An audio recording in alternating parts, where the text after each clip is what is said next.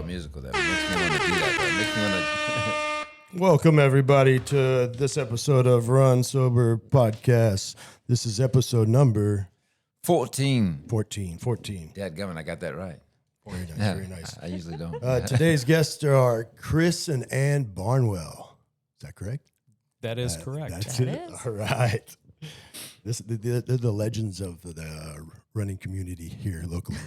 You got to know how blessed we are, not just locally. This is world-class stuff that they put on. I say it just from the context of having touched this running world across the U.S., which is a premier market, and it's like what they do, we're going to find out is good stuff, but also just plain good folks, so let's just chop it up. Yeah. And I am Brandon K. Veltman, and next to me is... Eric J. Henderson. All right. And this is a local Dallas-Fort Worth production. We do not discuss running and sobriety, but all walks of life. For every one of us has a unique story. The journey begins and ends with you. All right. So this is how I want to start. All right. I want to touch on Chris's his running, but I want to start y'all's back history before you met and where you grew up. And I know me and Chris, we've had a conversation. We both had CRXs, right? SIs. Yes. Yeah. Honda? Had an 88 CRX. 88 SI. CRX SI. No. I had the silver one. Yeah. I had a black one. Yeah. Dangerous car for a young man. Oh, man. Too fast and too small. Yeah, for Oh, sure. no kidding. So if I don't, either one of y'all can start off, Ann or Chris, about just where you grew up and what brought you to this area and when y'all met and fell in love and Why all. don't you start with your background, Okay. and then we'll go to mine. Sure. So, born and bred here. Okay. Native Texan, born in Fort Worth, grew up in the mid-cities at one point. That's the coolest. And then later on, when I was about 13, folks moved out to Colleyville, back when Colleyville was rural. Actually, when I went to Grapevine High School, they still had an ag barn out behind them, which, you don't see much of that anymore in that area. Much different place. I've been out here a very long time. Matter of fact, I remember whenever all this out here was practically Cow nothing. pastures. Cow Right. pastures, yeah. Right. I remember like when I first went to UNT, it was the first year that when it changed over from NTSU to UNT. Wow, that's right. I would drive up 121 out here, and the only thing that you'd see out there was fields and a Sherwin-Williams paint store, and that was it. It just stopped, yeah. That's it. Yeah. So did you graduate from UNT? No, I did not. No. okay. No. Oh, okay. Well, you're saying He was on the 8-year plan. Oh no! Well, no. I mean, UNT ended after one semester. CRX ended up getting rolled and all that kind of stuff. Really? Oh yeah, I rolled it out on Teasley Lane, and Whoa. and that was like the end of the CRX. I mean, a buddy of mine and I, we were out there. We might have been drinking and all that kind of stuff. We might have been. And we Perhaps. we rolled the car, and it was upside down over on Teasley. We pushed it back over, drove it back over to his place, and then I got it towed the next day. And needless to say, didn't want to deal with my parents, so I joined the Navy Reserve right after that. Oh, all right. And so I went away. Same night, huh? It was almost. It was probably within a week. So what about you, Ann? Well, I couldn't have had a more different background because I was like a straight A goody two shoes student. So grew up in upstate New York, which people hear New York, they think city. I actually grew up on a farm, one of 6 kids. And after college, I eventually met my ex-husband, who was an officer in the Marine Corps, moved 8 times in 16 years, and the last move was here. And, so here I stayed. And that ultimately does quickly lead to Chris and I meeting, because that's really when I dove into running. Oh, okay. And I guarantee you we are not the only couple that a divorce led us to let me running, right. and so I joined a running And club. then to the person. Well, I joined a running club, and it was 2008, Lake Grapevine Runners and Walkers Club. Oh, yeah. Love that group. Yeah. It just Is joined. Is that the Grawl? Raw, Yeah, yeah, absolutely. And so joined there, and then Chris started going in 2010. So yeah, Same spot? So Grawl? yeah, it was like Grapevine Runners and Walkers. I had gone through my divorce in 2010. Yeah. And at the year before, I'd gotten into running the year before. I'd spent some time in the Northwest. Nuts, man. When I was up there, I was doing a little bit of running. I'd been running off and on, in the winter, in the summers when I was up there, snowboarding all winter, all that kind of stuff. And when I came back here, it was kind of like, okay, well, I need to find something to do, in the summers. And so I ended up, finding running, and I'd actually run my first marathon the year before, or just 6 months before my divorce. And so my ex-wife and I, mid 2010, we split. And then I decided, I wanted to find a running community. And so I joined Lake Grapevine Runners and Walkers. And I think it was on my second run out there. I think so. Yeah, second run out there. Her and I ended up running together. Yeah.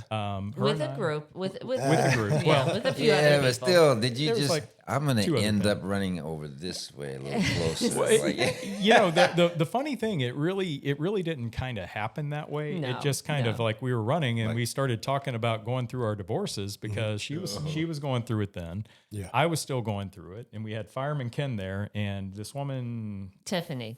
who was there, who was about to get married. Who about to get married, and she never came back. So we were always convinced that we scared her. Oh, yeah. We feel, Tiffany, if you're out there, we are so sorry. Marriage can be so great.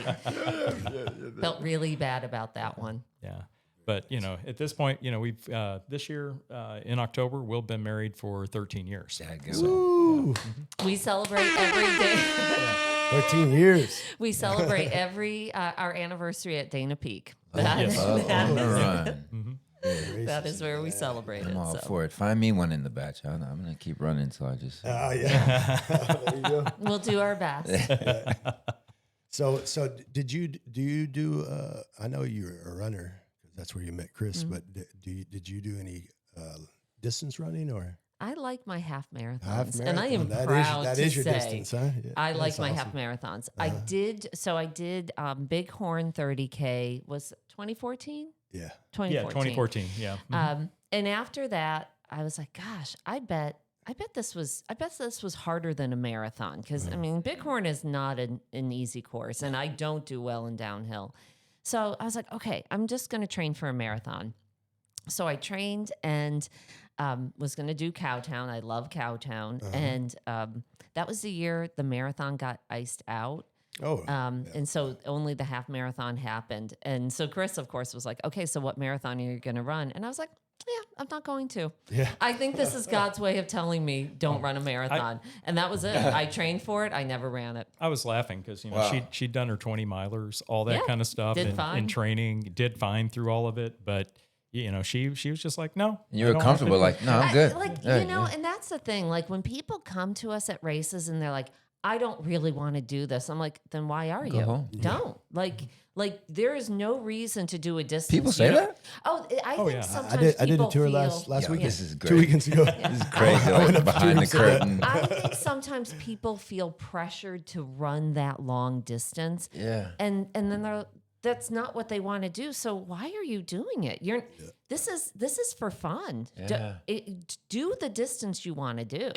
There's nothing wrong with saying I want to do the short distance and then I'm going to hang back and I'm going to cheer for other people or I'm going to volunteer or And enjoy the vibe sitting up right, Yeah, right. There's exactly. nothing wrong with it. I need to start doing that. I highly recommend it.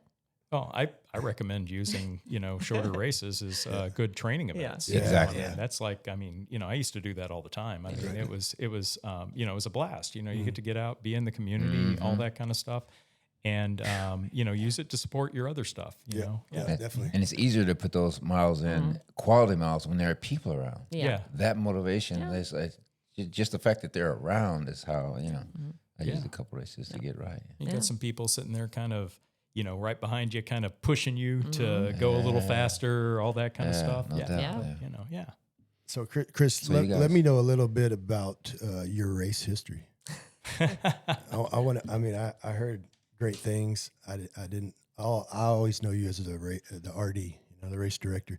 So I want to know about your race history. So And there's a So- big gap to cover from 13 was cool. Oh, I just started running after snowboarding. So Yeah. take us from Yeah. there to hundreds of miles and the Grand Slam. Like, yeah. So that was about. So the first marathon was 2009 in Dallas, okay, and so that was your first marathon. That's still recent. That was your first marathon. You yes, said? Okay. yes. Dallas was my first marathon. Oh, nice. I got out, and it was really interesting. One of the friends of my ex-wife, she was training for a marathon, and she was like, hey, with your mileage, you could run a marathon. I was like, I hadn't really thought about it too much, and all this. And I was kind of like going, but, I thought I might like to run a marathon someday. And I looked at it and I was like going, oh, wow. Yeah, she's right. With my mileage, I'm about 12 weeks into a plan, or something.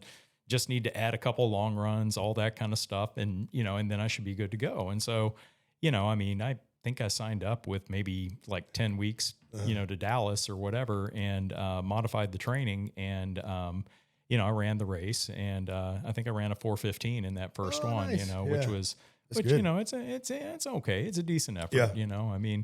Biggest question everybody always asked afterwards was, did you beat Oprah's time? Which because, it hadn't And been you that did long. time. Because I raced against Oprah's time too. On 30 days training, I'm like, at least I'm going to beat Oprah and Puffy. Puffy and Oprah. So did you play sports? No. growing up? Well, I played football in middle school, but whenever by the time I got to high school, I was like, kind of like anti everything. Yeah. And, so I didn't do hardly anything, it's like I started to play football, I think my freshman or, sophomore year or something like that. And, one of the coaches just basically told me I had a bad attitude or something like that. And I was kind of like, how Texas coaches are. Yeah, classic old man And- taking out his frustrations on the kid. Like, what are you talking about? And, what it really came down to is I just didn't want to be out there in the middle of the summer, doing two-a-days, and all that, it's like that wasn't fun. Yep. And, actually growing up, I actually even recall saying, I hate running, I was like, running sucks, Same. Everybody. And is track like and that, I field think. didn't appeal because it was freezing. It was a People punishment. don't know, Texas, you're sitting at an infield in March just waiting 3 hours for your thing. And it's like, yo, what is this? The funny thing was, back then, it's like, I was a bigger kid, and all, and they always were having me do shot put and discus and things like yeah, that. So yeah, there was the running they had me do, I'm out there huffing and puffing because, it's like, because I've been this size since I was in 8th grade. Wow. you Which say is bigger- funny. bigger a big kid then. I'm not big now by any standard, but for were an a 8th huge grader, 8th grader. it's big 8th grader. Yeah, yeah. Okay. I haven't Did you grown have since. the full beard and everything? Boy, I wish I did because that would have made things a lot easier, whenever I was a kid, Oh yeah. on a number of levels. I could have sworn that there was I mean- some 8th graders out there that had Oh yeah. facial hair. No, I had a really good friend growing up that That was like size, that. you Yeah, were yeah. Napoleon Dynamite telling everybody to vote for Pedro. For sure. And did you play any sports? Middle school, I played field hockey. That was Field hockey. Really? That's a New York thing, huh? probably more of a New York thing. Probably. I was in color guard in high school. Yeah, definitely not an athlete. Yeah. So let's tell me about you moving from marathon to starting these big, huge races, and were you married to Ann at this point or not yet? No, 2009. we got married in 2012, Okay, and so okay. in Yeah, you said 13 years, that's right. 2009, I was still married to my ex. But Okay. What we I'd like we to split the say next year. is he had run one marathon before he met me. Oh, and then that's all right. of this has come since he met So me. there was a catalyst. That's all I'm saying. I had Cause and effect. I had my muse, I'd be motivated too, I'm telling you.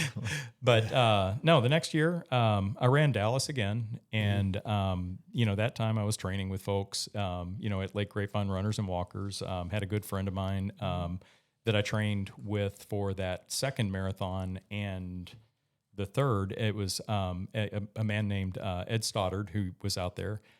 He's Canadian. His wife is South African. And so we both ran Dallas that year. And then a little bit later, we ran another wait a minute, it was the half, I think. It was the Malou event, the big Oh, D. yeah. Yeah. Oh, that horrible And so race. we ran that one a little bit later. But after running that second marathon, Ed and I were talking. We were at his house in February, and he said that him and his wife were moving to South Africa because his wife's from there.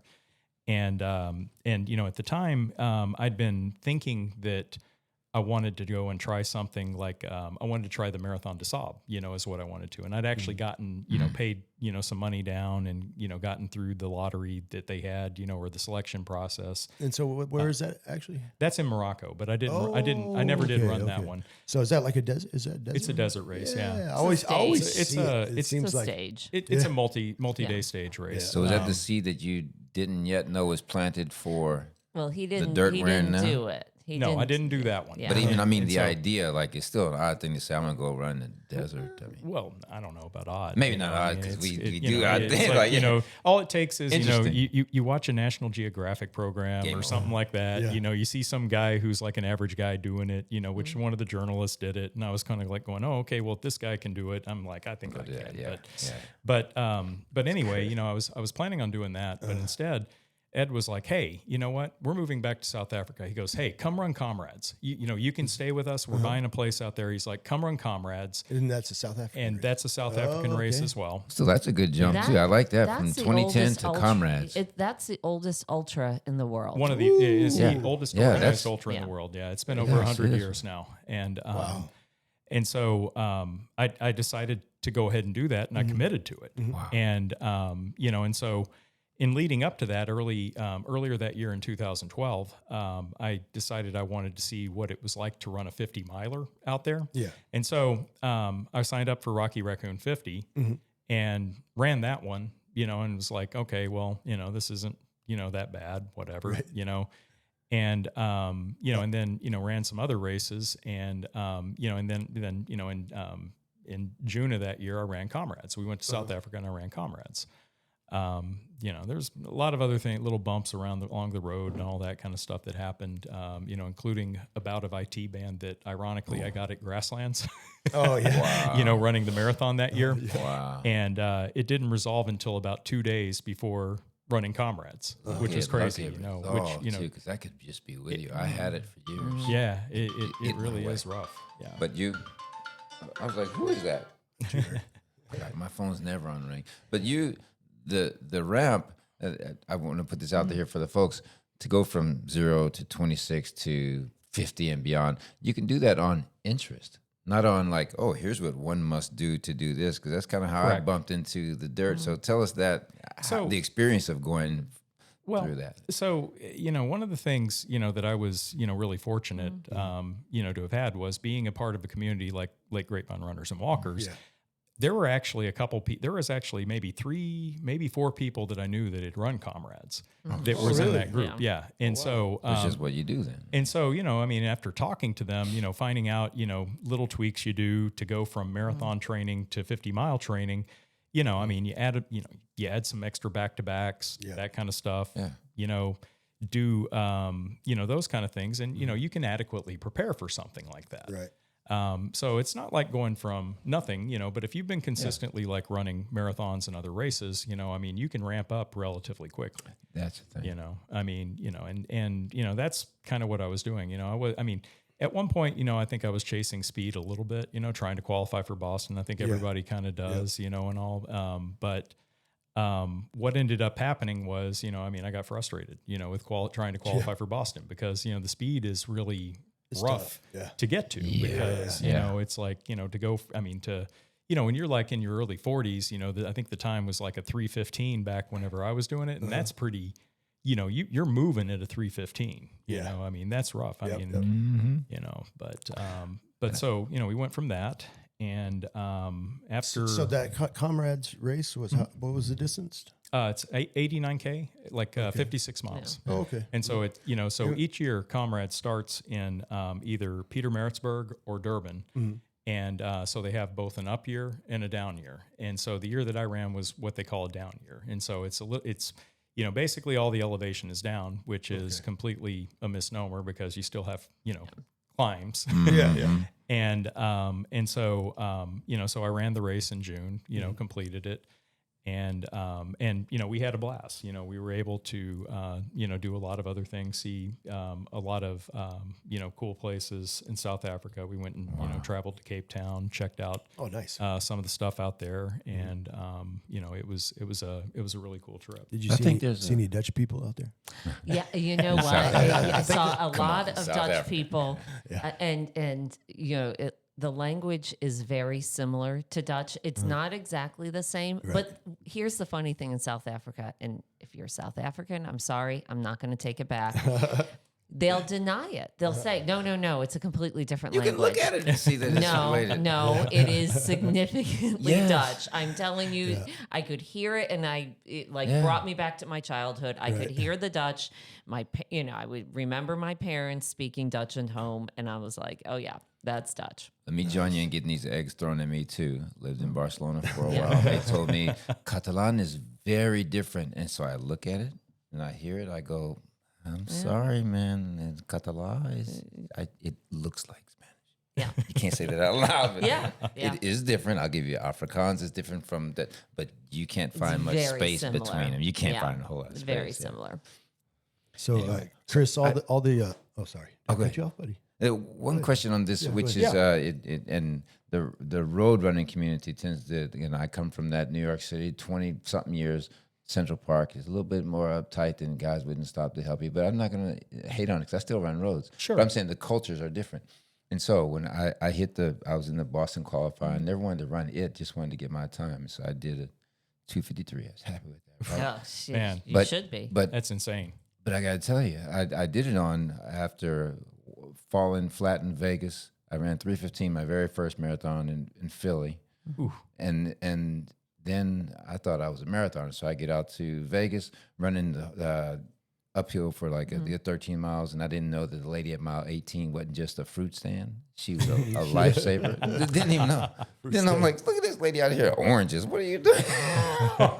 That's the only thing I use in your races, oranges. Oh, yeah. And really, Yeah. just Yeah. as great. No And bananas? so let me get to my question for you, which is I bought a book after that, which is a great one, Advanced Marathoning, Pete Fitz, they ran 250, but it was a 6-month plan. And so there's something that you can violate with pure empirical knowledge, and what you did it, and now I did it, gone from 0 to a real 50 milers, 0. All last year didn't run anything, and I'm like, wait, the body, it's not a mind thing even. It's just how you do that ramp. It's not unthought, but you don't need 6 months to get ready for. I don't know. I mean, the thing is, I'll tell you. You had a base. I mean, there is such thing as a base. You have to have the base. Yeah. I mean, Yes. what I'll say is if you have a base and if you have experience, experience goes a long way. So You may- waxing out in Vegas was actually my experience. what I'll say is you may not run your best ultra marathon. You may not run your best ultra marathon. You may not run your best marathon or anything else. But if you have a base and you have experience, you can definitely ramp up a little bit quicker. Now, I'm not going to say that that's always, a foolproof way to go, because the thing is, you're kind of like skating on, a knife edge on this. Injury because, ice, yeah. it's like, you could end up injured real easily. And I've done that before. I mean, I've made those mistakes, but I try not to. Consistency in general is the key. Yeah. So I was going to ask you, so all the listeners out there, when you're doing these back-to-backs on training, what mileage would you put in? Oh, back then? Yeah, Well, usually.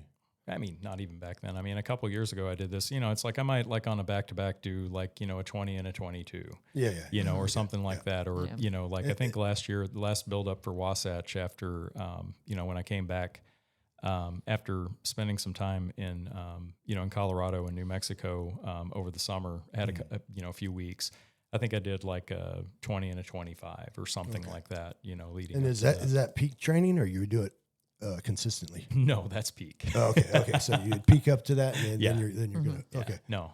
that sounds good. What was I going to say? But that built the machine for the 100. Smartly doing those, like, Yeah. Yeah. You don't have to go out and there's another misconception I think people have, and I'm new to this too, but I was thinking, wow, you got to go run some crazy, but you have to run smartly.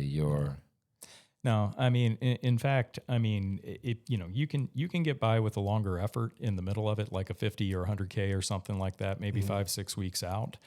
But you really kind of have to understand how well your body responds to that and recovers, because the thing is, it's like you can't use any of this as a hard and fast rule, because everybody recovers at different rates, and it's like good. if you run, like say a 50 miler and it takes you 20 hours to run a 50 miler, you could actually be doing more harm than good, because 20 hours is a long time on the body. feet, Yeah. I mean, that's a lot of time on feet. And, the thing about it is there's a lot of folks that'll run 100 miles in that time. Yeah. Right. Yeah. And, it's like that, that can take a while. So, before his first 100, which of course led to the second, third, and fourth one, which is another story. But he did run a couple 50 milers in that time. Yes. Okay. So it wasn't, and it actually, so Rocky was in 2012, and you didn't even get to that. Rocky 2012 was his Western States qualifier. Nice. right. It was That 50 was, miler. That was back when. And did you? And you had to run a time for that. Like, there was a time. It was 9.5 hours. Well, no, 10 and a half. I ran 9.5, but the qualifying time Nice. for 50 milers back then was to complete a 50 miler in under 12 hours. Oh, Okay. Yeah. I'd argue that might be at the outer edge still, but especially on a course like Rocky, that's quite flat. Yeah. But who knows? I mean, because I know people who had finished it in under that time that had actually said, I'm not going to enter Western States lottery, because even if I got in, I don't think I could finish it. Right. Okay. And when you ran these 250s, was it, I just want to see what my body is thinking and feeling, or were you running it as part of my training? Like, it was a part of the training. I mean, it was definitely calculated, but I mean, back then, whenever I was, that was, I can't really say that the buildup to, that was the buildup to the Grand Slam. Mm-hmm. And I can't say that buildup is what I would do if I were training for a single 100 miler, because, I had to, basically take all this time that I would normally pack into training for, a single 100 miler and say, okay, what else am I going to do to kind of make myself a little bit more resilient for training for something like the Slam? I don't think that I did anything that was particularly scientific in any of that, because, I was still pretty young in this. I'd only been running ultras for like a couple of years. Right. and what year was that, for example? So that was 2013. Yeah. Yeah. Okay, His so second y'all- marathon was y'all in were- 2010. Y'all were married. Okay. I 2009. want to. Yeah. I want to Y'all share are this story. So we get married in about. October of 2012. We put together 4 kids who hate each other. Let's just be very clear. They do not like each other. Yeah. They get along great now, but at the time they hated each other. He turns to me and says, "I have 1 ticket for Western States. So if my name gets drawn, I have to go for the Grand Slam, because, what's the likelihood I'm going to get drawn again? I only have a 6% chance. Now, I think those of you listening are going to be like, wow, I would kill for a 6% chance on 1 ticket. And you're right. But that's a whole other story. So I, of course, I'm not an idiot. I know my chances. So I, of course, say, of course, honey, of course. So we run El Dubois. I run the 11-mile fun run. He's running the 56K. And he finishes. I was so green at this, I didn't even know that was what that the names were being drawn that day. So I'm sitting in pure joy, relaxation. He finishes. He looks at his phone and goes, "Oh my gosh, no way!" And I'm like, 6%. "Shit, That's like winning the real lottery. did I just agree to this?" So, what makes us Parents of the Year, the following summer, we left our kids 4 times over the course of the summer going Find here, something to eat, kids. but literally leaving them with the 17-year-old in charge. Oh wow. No, he was 18. Okay, Yeah, okay, he was 18. 18. Oh, Okay. yeah. Four months away. Don't from come something. and get us, cops. He was 18. And you're right, he Nice. was 18. But the only thing we had going for us is that they didn't get along, so they couldn't throw a party because they would have tattled on each other. Yeah. I mean, literally, worst parents ever.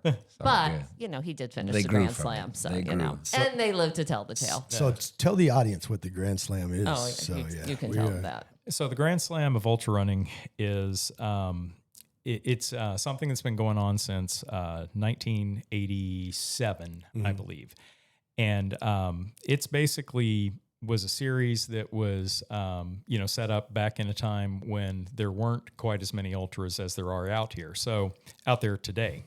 So it's basically it's running 4 of the oldest ultra marathons, and some of them are pretty dang hard. Okay. Within one season, and so that season, it typically starts with the Western States 100. Yeah.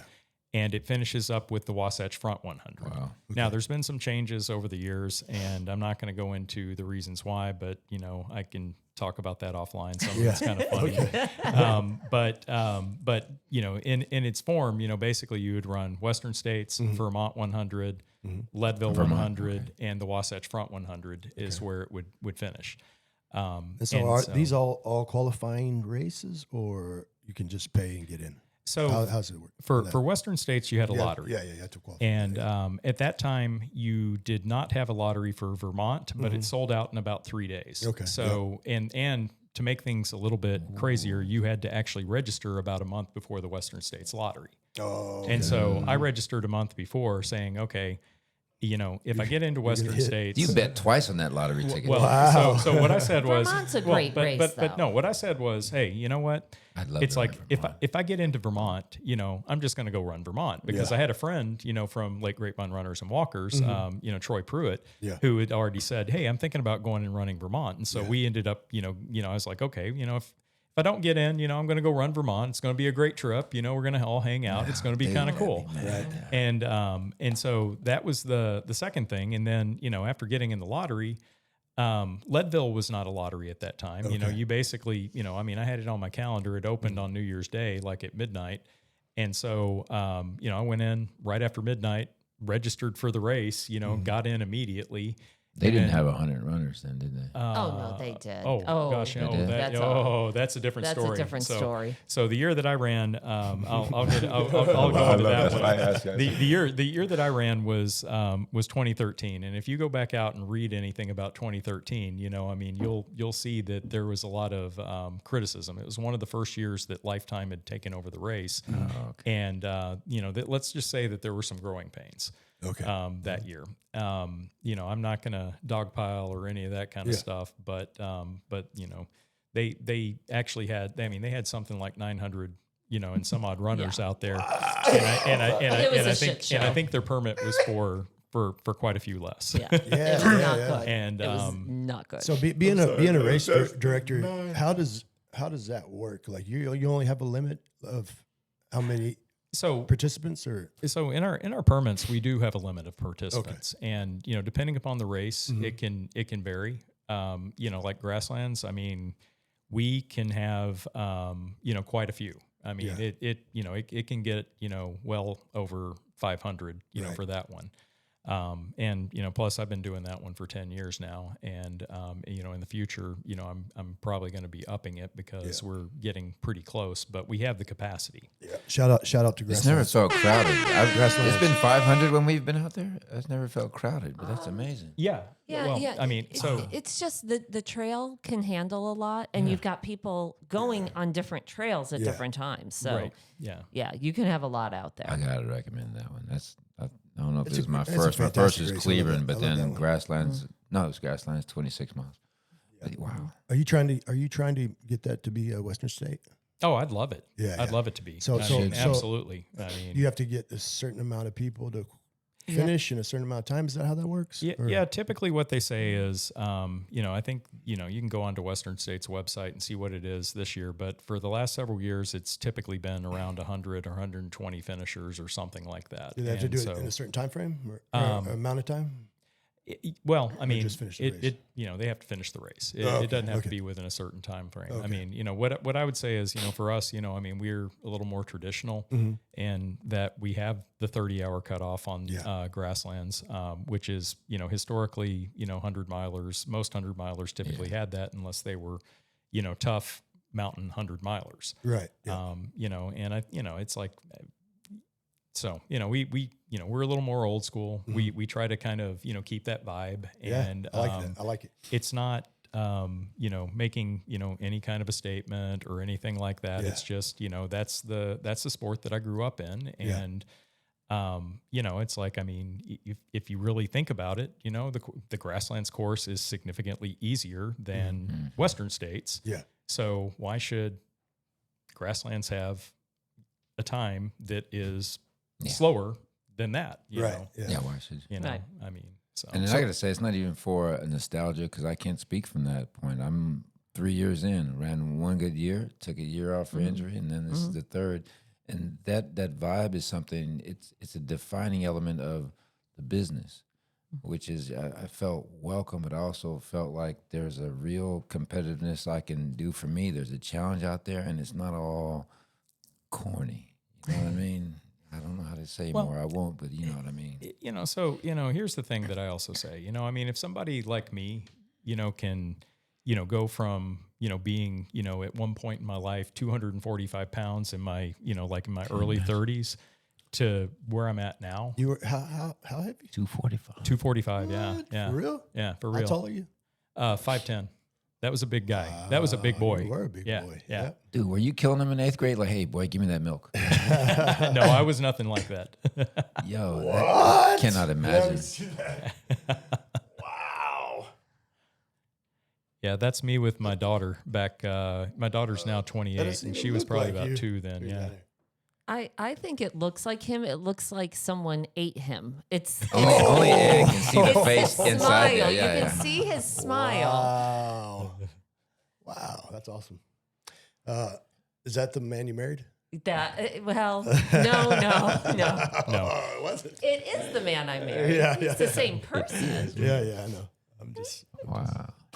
so continue on with that. We were talking about you said you ran. What were all the races again? Oh yeah. So it was running Western States, Vermont, Mhm. Leadville, and Wasatch. Yeah. Okay. Mhm. And where are all those at? Where's Wasatch? So Wasatch is in it's outside of Salt Lake City. So it's on the eastern it's on the eastern side of the city. And this race starts in Kaysville, Utah, which is kind of a little further north of Salt Lake City, and it ends in Midway, which is kind of to the southeast. Yes. Yeah, kind of to the southeast. Southeast, because it's And- south of Park City. Yeah, because it's south of Park City out there, and what's really kind of cool about it is, as I mentioned earlier, I used to snowboard, and so so before I really got into all this stuff, I'd actually been up there working, on a consulting project with one of the companies that with an organization that I worked with. It was actually the LDS Church, which is really, kind of interesting. And so there was some guys that, I worked with that said, hey, why don't you come, stay over and go snowboarding one time? I'll take you out to, we'll go out to Brighton, And this is when you went for the race. Huh? This is why you were up there for the race. No. Oh, no, this is no, years no. before. This was a couple of years before I got into run, really got into running. I got you. And, the thing that was kind of cool about it is, we went snowboarding at Brighton. Well, Brighton is where one of the aid stations at Wasatch is, Brighton which is really what, mile kinda cool. 67, I think now, Nice. and it is like It's a triage zone. yeah, it is a triage. Yeah. It's one of those aid stations you get there in the middle of the night, and I've run So, Wasatch. Is that snow capped also when you in the race or no? No. none of that There's is. there's Okay. but it typically can no be snow cold. in there. It'll get cold at night. I mean, I've finished Wasatch 4 times. Oh, yeah. I've towed the line 6, And the 2 times that I DNF'd due to some sort of goofy injury or whatever during the race were both at Brighton.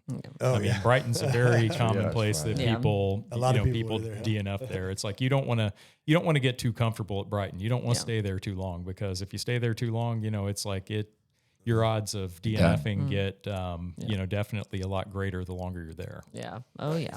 Wow. So the Grand Slam, you didn't DNF any of those 4. Nope. Oh, nice. Nope. Yeah. I did get off course at Wasatch. Oh, you did. Yeah, I got off course. It was really interesting. There used to be an intersection on the course that they called Blunder Fork, and for very apt reason. So it was really interesting because I was running, and I was running well, and I kind of gotten my legs back, and I was just cruising along, and then I run into these 2 guys, and they're like, "Hey man, are you running the race?" And I'm like, "Yeah, I am."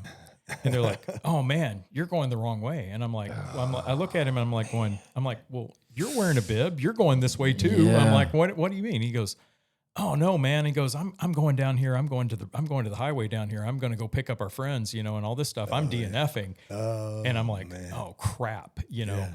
And so what I figured out was I was about 1.25 miles off course, and what had happened was the markings at that intersection had disappeared. Oh, And I'm not making this up at all, because I ended up going 1.25 miles back the other way, had to do a bunch of climbing to get back. yeah. And I got back to that intersection, and there was the pacer of another guy that was running, doing the slam that year, who was up there, had run back and grabbed ribbons and was remarking Okay. that intersection. Oh, Man, lucky you were able to make it back. Was it a trail that you could get back to the intersection? Oh on? yeah, Okay. It was completely a trail. I mean, it's Just the wrong It's trail- just wrong like turn. it's like I've been out there since, because I wanted to go back out and look at it during the day to see what happened. And so I went out there, and it's like if you're not paying attention, I mean, it's like you just keep on going straight, and what you needed to do was take a left over there, and so I went out and took a look at it. The next time I finished the race in 2015, beforehand, because I wanted to make absolutely certain I knew what I was doing there. That's a So was Ann going with you to all these? I did. I am a master crewer. She's been there at every single one of my hundreds except one. Oh, yeah. Except one. Yeah. Bighorn. Bighorn, yeah. Bighorn. That's got to be, even for people who know each other. Like it's a heck of a build, isn't it? Personally, to just hang with somebody. Like for me, I'm a loner who loves people, which I love. Like most of the time when you're even training, like you're by yourself for the most of the time in the woods, even with hundreds. But you know that they're around. I'm not like, it's different. Like I'm no less by myself than when I'm actually by myself. But when I just know in my mind there's a whole infrastructure around and people, it makes a difference. And so with that, you guys having met, and then you're going up into this level of running, this type of running, and then you're hanging in an experience which for me it's unique, that type of trail and then crewing. How did you guys together discover, like, oh, this is what we're doing? Or what was the vibe like, It's interesting because it started, really, Western States was my first real experience crewing. I mean, even though he had done 50 miles. So when he did Rocky, I couldn't attend that. I was on a work trip actually at the Super Bowl. So then he did his other 250s. One was Possums when it was Endurance Buzz, a previous race director. And then Hell's Hills. Yeah, did Hell's So Hills. Hell's Hill. Oh, so Hell's Hills and then Possums. But I was running too. So, he would come in. I would help him a bit. But he doesn't need a lot of help in a 50 mile. I'm pretty low maintenance. He really is. He's high strung before the start of the race. Let's talk about taping fair. toes. Don't do it. Don't do that Don't anymore. do it. But thank goodness. That is 8 hours explode of on our you. lives that we won't get back. Yeah. He's really low key in the race. But he told me he was able to tell me a couple things, like, and so here's the one piece of advice I always think about. If I come into an aid station and I'm saying something hurts, when you see me again, don't bring that up because it might not be hurting anymore. Like, Right. okay, I can do that. Got it. Yeah. And then it was just like making sure he would have, all right, here's the things that you should have ready for me. So, actually it was really funny what race was it that we were at that I was like, oh my gosh, I'm out of practice. That was Wasatch. Yeah, the in, Wasatch this last year. I mean, I was like out of practice, and I like it came Like you up couldn't intuit the needs. and he was like, "Did you get my drop bag? Where's my drop bag?" And I was like, "Oh shit, I forgot to get your drop bag." I had been so in tune to it, I completely forgot. So you get it. It's a learned skill, just like anything else. For You know, real. I would say like when people they're planning that big 100-mile, you don't have to run a 50-mile to prepare for the 100-mile, but you do have to test your gear. You have to test your prep. You have to test, your nutrition. And in some cases you have to test, okay, who's going to help me and crew me and what do I need? And do I even know what to tell them what I need? And those are the things that, like, when people they show up for the 100 and they're like, no, I didn't do these other races. I'm always like, fine. I hope it works out for you, but you've missed all of these opportunities to test all of these other things. And that sometimes can come into play. So, Yeah, for sure. So what, we'll change the topic, or not really change the topic, but what got you all into, purchasing the whole trail running package of races? So it was really interesting. Grasslands and Rockledge Rumble at one point were NTTR races. And North Texas Trail Runners. yeah, North Texas Trail Runners. Okay. And they had been, for a number of years. And whenever in 2015, Grasslands ended up coming up, the race director who was, prior to me, a guy named Paul Smith, he'd been doing it for about 3 years. He decided he wanted to move to Colorado and was no longer able to do the race.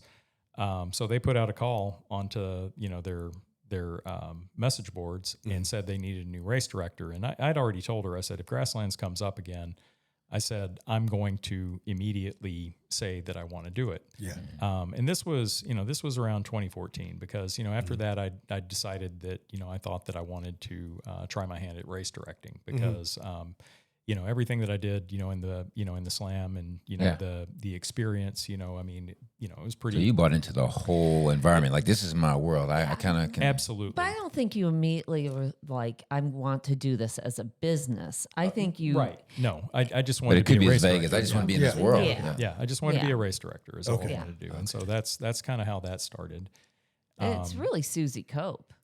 Well, yeah, and part of that was, because, and we haven't really touched on, on her, but Susie was a member of Lake Grapevine Runners and Walkers, and I'd met her probably around, 2011, and just had, had some conversations with her.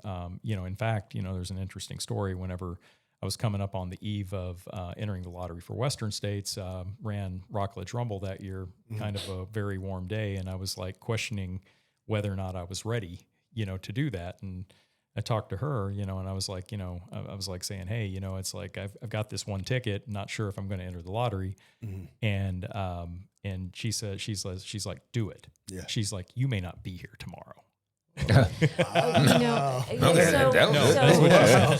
we should say who Susie is because not everyone does. Okay. know Please her. do. So Susie Cope, she She's lives locally. She's originally from Auburn, California. Right. So she's, really ingrained in, the whole history of the sport. She is the first woman to complete the Grand Slam of ultra running. Oh, nice. She is the first woman who completed the Barkley Fun Run, Oh, really? and she's the founder of Grasslands Trail Run. Right. Oh, my okay. gosh. Okay. So Very really an That's- important that's- piece. And is she still at She comes Draw. out. She comes out. She came out to Grasslands. She didn't come out this year, but last year she was out there, and she tries to get back out to either Grasslands or Rockledge. When she can. Wow. They're busy. Enjoying their retirement and Oh yeah, all that is she, kind is of she stuff, older woman? Yeah, she's in her 70s. Yeah. Oh, okay. Very nice. But that was the other thing. It's like whenever that came up, I just I'd been around long enough. I'd seen that it had I'd seen the last time when they were looking for a race director, it took them, I think, like 9 months to find Paul originally, or to get to and some encourage arm Paul. twisting. And it was some arm twisting as well, is what they told me, you know, I mean, or at least the leadership of NTTR said, you know, and a lot of, you know, convincing. And, you know, I think he did, you know, a great job, you know, when he finally got into it. Who was it, Paul? Yeah, it was, his name's Paul Smith. He no longer lives here. Oh, He used to work at, I think it was like a Run On. I think it was Run On. Yeah. He was a manager at a Run On out here. And so he went to Colorado and, went to work for, I think it was like, you know, I forgot what the name of it was, but it was one of those shoe stores that was headquartered up there, and, you know, he moved out there. But this time, you know, I think, you know, it's like whenever, you know, Paula Billman had sent out the, you know, stuff out there, you know, or the email saying that they were looking for a new race director. When I replied, like within 15 minutes, I think she was shocked. Yeah. She didn't even know who I was. Her husband did. Dave knew who I was. Right. And Dave was like, "Oh, this is good," you know, and all. And so I went over and talked to him, told him, you know, what kind of plans and what I wanted to do, and, you know, became the race director. Yeah. And all. So yeah, that's how it started. So what's your favorite race that you own or do, like that you're already in? You know, it's kind of hard to say that, because, I mean, Grasslands is definitely, I mean, Grasslands always has, you know, a special place in my heart. Yeah. But, you know, there's two other races that, that's my that we favorite. have. So There are two other races that we have now that are a part of my own personal journey. And one of them is Possum Kingdom, you know, because that's my second favorite. So, you know, Possum Kingdom, you know, that race, I ran it during the inaugural year, during the first 2 years, whenever Dave Hannenberg of Endurance Buzz was running the Possum Kingdom Trail Run. Same exact race, different name. And I ran it the first 2 years, and it was one of the 50 milers that I ran in my journey, you know, towards the Grand Slam. And so that was the one where I felt like I finally had really gotten my nutrition dialed in, because, you know, in the couple of weeks before that, Ann had, you know, Ann, you know, if you know Ann, she likes to chat people up. I cornered someone at a you did? race. So yeah, so there's a lie. woman who used to be in the South Texas running community and all, nutritionist. Her husband is you know, is an incredible ultra runner, and actually she is in her own right. But you know, this was Meredith Terranova, and she used to write an article in Ultra Running magazine about nutrition. And so Ann told me, she comes over to me and she goes, "Chris, this is Meredith. You have to call her and get this, you know, handled, you know, or whatever." Well, so to share a little more in the story. So I, of course, was doing the 25K, and Paul had passed me by. Paul Terranova, great runner and so sweet, like just so encouraging. So he, you know, I finish and then he finishes, and, you know, I'm pretty sure he won. And I kind of go up and I go, "Are you Paul Terranova?" And he goes, "Oh, yes." And I went, "Okay, so that means you're Meredith." And, you know, like, basically, Let's get right to great it. Paul, very proud of you. You won. I don't care. Yeah. Meredith, you're a nutritionist. And she's like, "Yep." And I'm like, "I need your card." Because Chris was struggling. He was struggling with his nutrition. I think everybody does. And if you can get that right, that's the most personal thing. And I was like, you know, we're about to go off to these 100-mile races. And you know, let's just be very clear. It's a time commitment. It's a money investment. This is none of this is cheap. And I am tight with a buck. I grew up And poor. so many I'm variables tight you with a can- buck. I'm yeah. not going to waste my money. I hear you. So, Too many variables you can crap out on, even though your body's physically prepared. You don't want to do it for nutrition. Like, yeah, that's exactly it. So he hired her, and she was wonderful, and I think she's still doing it. I don't know. And I know they moved to Colorado. Yeah. You know, I saw Paul, I guess 2 years ago, when last time I was in Silverton out at Hard Rock. He'd run that year, you know, and all. But yeah. But Did you ever have a coach, run coach, I've used them growing up? and I mean, not growing up, but through your. I've used them off and on. And you know, it's like I've learned a lot from each of them. But, one of the things that I'll say is, it's like, I've always been a student of the sport. Yeah. And I'm probably not a great client, and it's not, and it's not for the reasons that you might think. I mean, it's not that, it's because it's not that they're going to give me something and I'm going to do something different, because, that's the typical thing that you see, is like coach gives them, training plan, the runner decides, well, you know what, I think I'm going to go run, like a 50K race instead of running, whatever, a 17 mile or whatever, or they do a bunch of extra miles that, wasn't, incorporated into the plan. But for me, it's more that I don't give a lot of feedback. And the reason why I don't is because, it's like I've been around it for a while. I was self-coached for a long time, and and I've got a lot of education on it. And so I don't really need to ask a lot of those questions, And so, yeah, I mean, I have used them.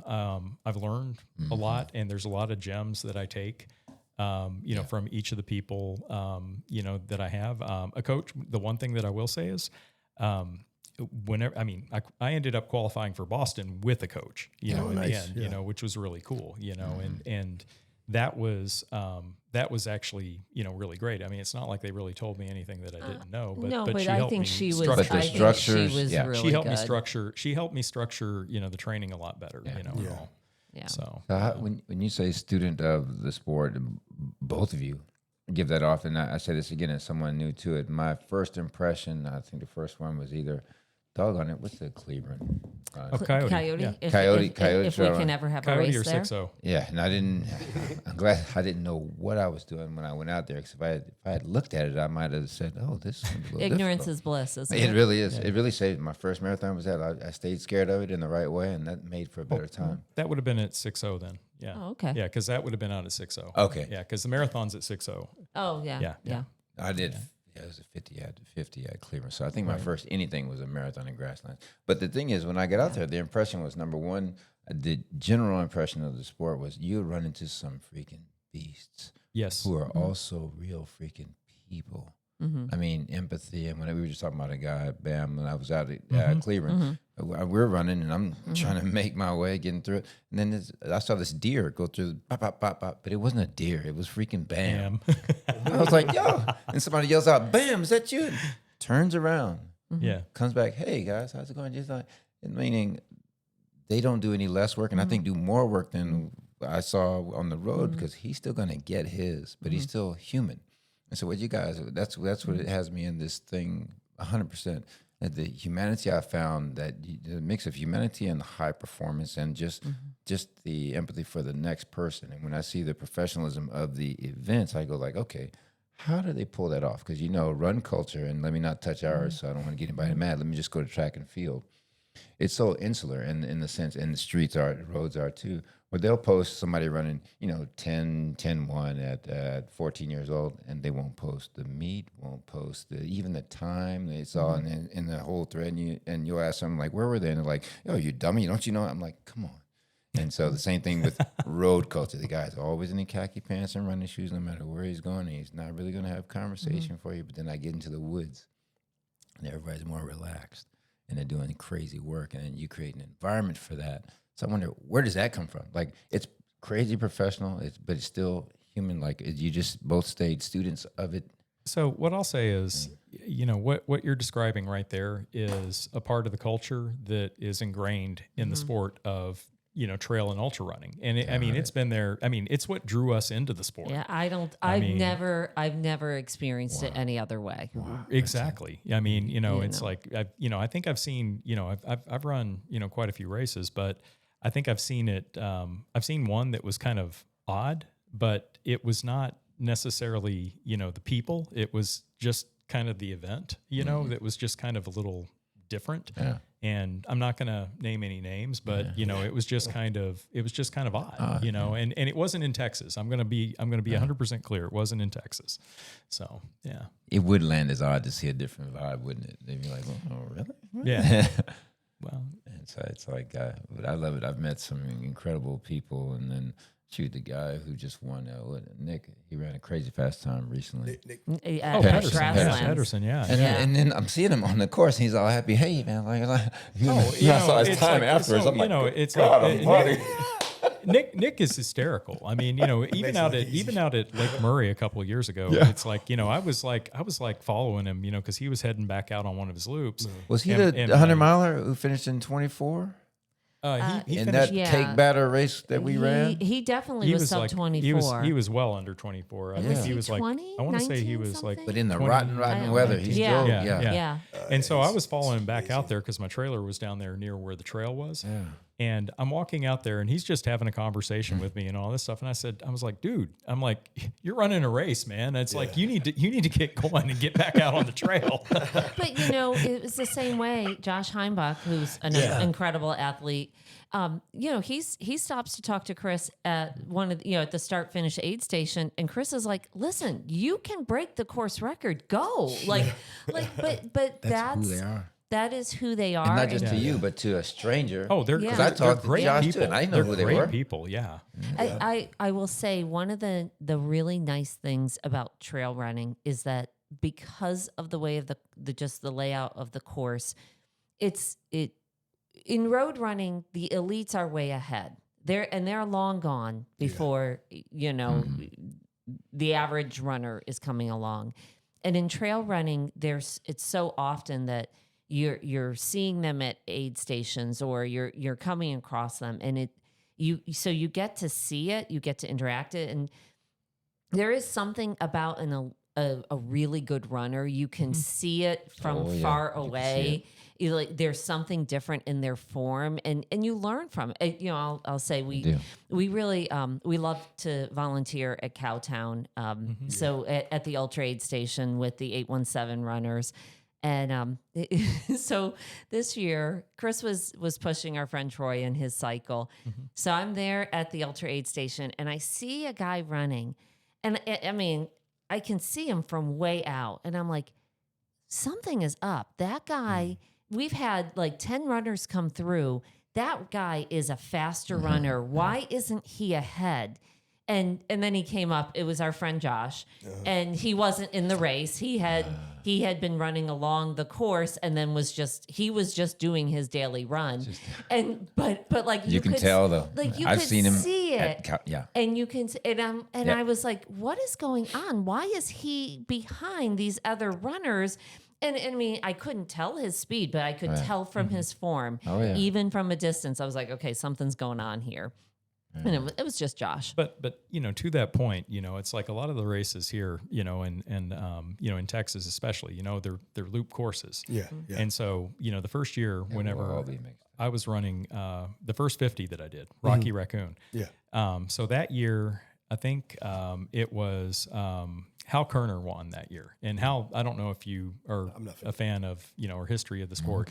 Hal was like, just an incredible athlete. Won Western States a couple times. I mean, Oh wait, is he local? No. no, he's up in Oregon. He's up in Ashland, Oregon. Okay. But Carl Meltzer was running that year, and both those guys were out there running the race, and it was really kind of cool because you're running a loop course, and these guys are out there running. And so I get out on, I'm out there on Rocky, and it was really, really, really muddy. I mean, we're talking shoe sucking mud all over the place. And, you go up on this power line area, and then, I'm looking, and this guy passes me, and I just kind of look over off to the side, and all, and it's Hal Kerner. And I'm like going, oh, well, I know he's in the 100, he's probably like 60 miles in or something like that at that time, because I mean, I think he probably finished in like 14 or 15 hours anyway.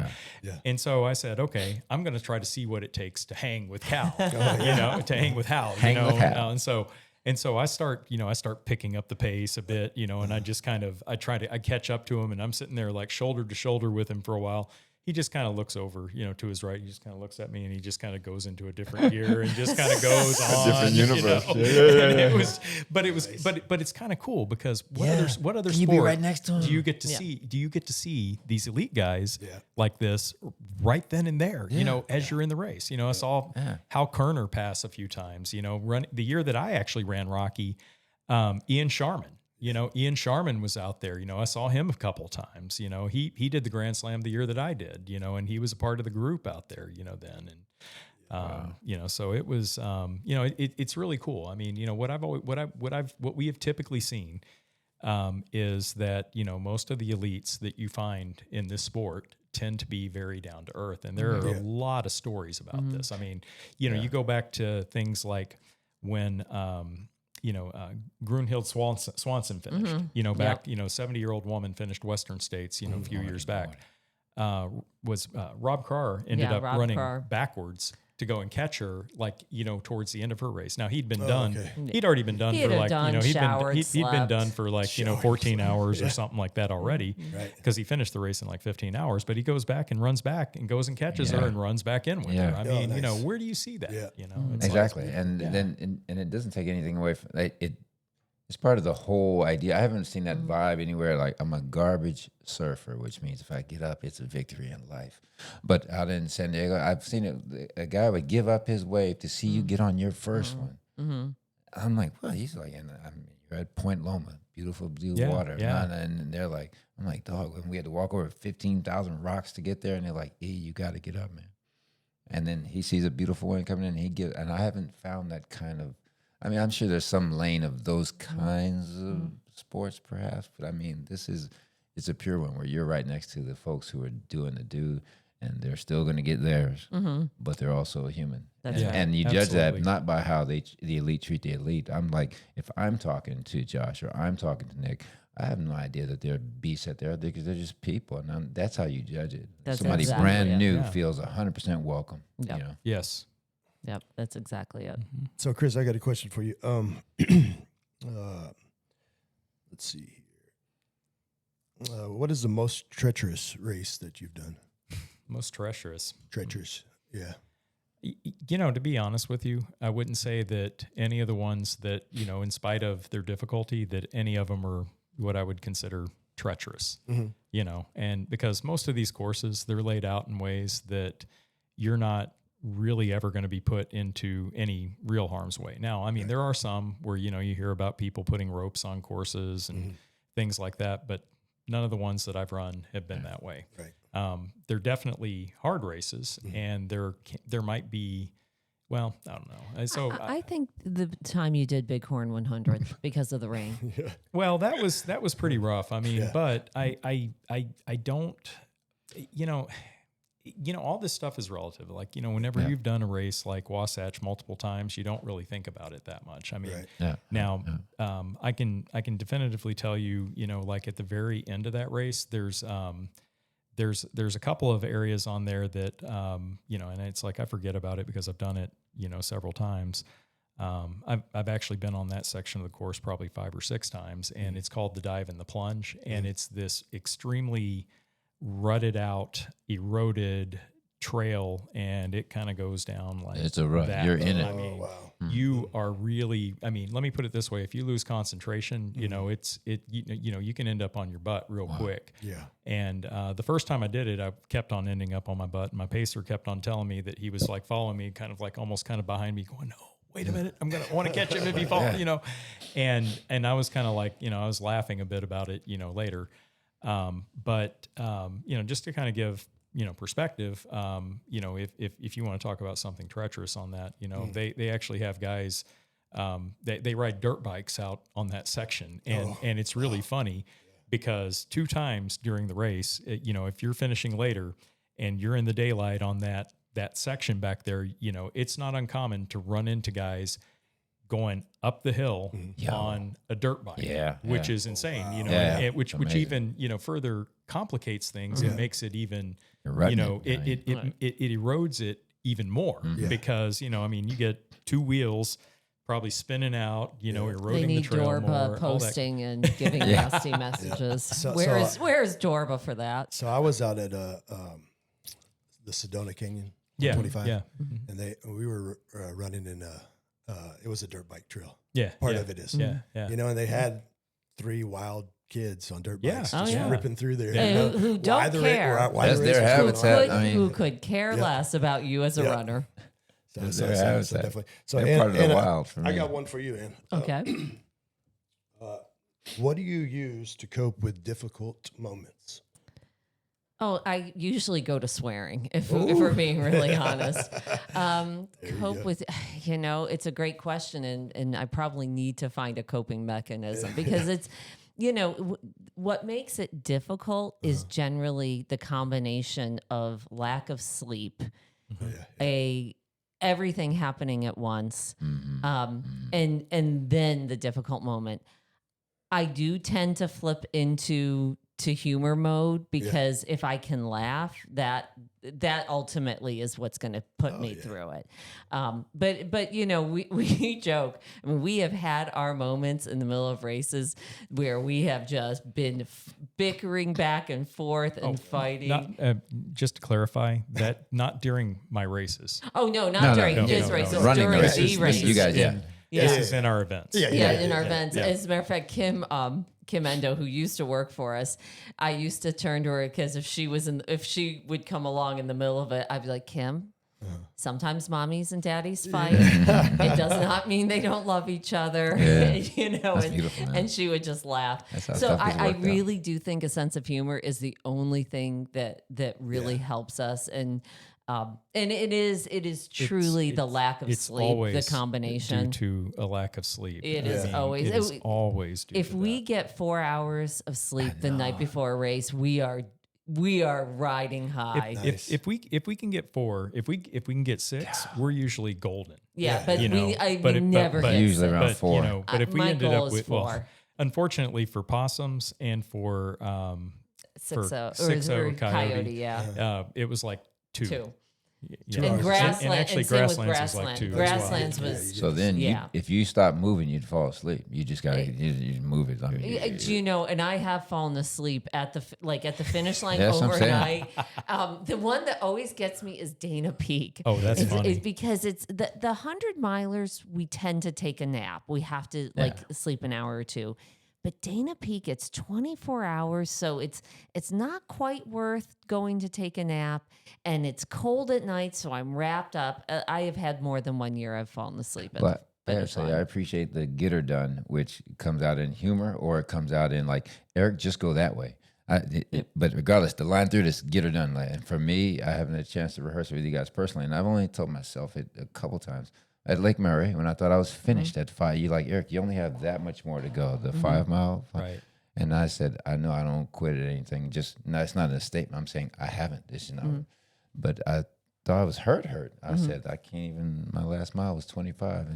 And the get her done was this. Ann says, hey, can you get Eric some tape right here? We didn't even discuss anything with me. And then not likely, it wasn't no rah-rah because I'm not a rah-rah guy. Get Eric some Get Eric some tape. And then she says, okay, now just start walking over that way. And I was like, man, she just put me back in the woods. I ran 11 minutes. Right. So I won't make people. These races are funny like that because it's like you get. You might, like, I mean, I can't tell you the number of times, like, at Wasatch specifically, because I've run that race more than any other, where I'm sitting there and I feel like I've broken, a bone in my foot. Yeah. Like in the first, we're talking in the first 20 miles. Yeah. And then, I'm sitting there like, that's where it came from, where I said, okay, if I tell you something's hurting, don't ask me about it later because, most of the time it goes away. It just disappears mysteriously, and it moves to something else. So. And that's my point. It's a combination of it may sound like a mysticism, but it's the experience. Like you've seen people in my position before, and you can tell in my heart of hearts, I wouldn't have felt bad. Quit. It's hard to say to quit, but I wouldn't have felt bad. I'm like, no, that doesn't work. And then got back out there, and I was like, "Oh my gosh!" I woke up in the parking lot the next day, but I was so happy, man. It makes me think about the one time at Wasatch. So when I was helping my dad with the well, and then the pipe burst, hit me in the head, and I had stitches over my eye and all that, and then I fell down like 4 times there in the race, and. It's like I'm over there, I'm covered with dirt, I got crusted blood on me all over the place, and my legs are all jacked up and all this stuff. I mean, I finished the race And we go into a CVS afterwards, and I'm sitting there thinking, you know, they got to think, you know, that I look like I just came out of like the zombie apocalypse or something like that. You know, put it back. because I mean, I'm still, he was I'm a still wearing my mess. dirty shirt, you know, because I wear white shirts in every race because, Yeah. you know, mainly just to reflect heat. And so I'm always wearing a white shirt, and so it was pretty dark and brown. Wasn't white no and- more. Yeah. And you know, and it's like I got Blood blood, on it. all over Oh, the place, and you know, it's just, I mean, it was just hysterical. So I always ask all my guests these questions. Or this one question. Anne, what's your favorite movie? Oh shoot! And I knew to prepare for this. Ask him first. Even I better. don't Even better. shoot, man. I don't even know. I'm really bad at those things. There's Yeah. movies I just like, and What's your favorite? oh, I What don't makes you know. smile? What makes you happy? I don't What makes know. you cry? Oh. Okay.